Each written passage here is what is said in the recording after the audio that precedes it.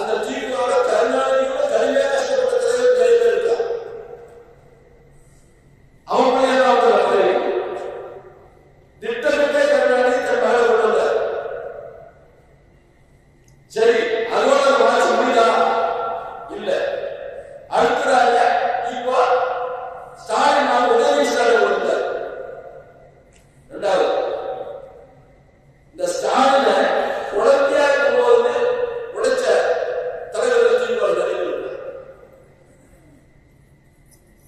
அந்த உடைச்ச தலைவர்கள் அவர் வந்து உதயநிதி ஸ்டாலின் கைவிட்டு நிற்கக்கூடிய கருணாநிதி மகன்கள் தவிர என்ன தேவைப்பட என்ன அவர் வந்து திமுக அவர் பதவி அவங்க இரண்டாவது துணைவியார் அந்த அம்மா எம்பி கருமணி எம்பி பதவி, தயாநிதி மாறன் எம்பி பதவி, இறந்த மோசன் மாறன் மத்திய அமைச்சர், தயாநிதி மாறன் மத்திய அமைச்சர், அழகிரி மத்திய அமைச்சர்.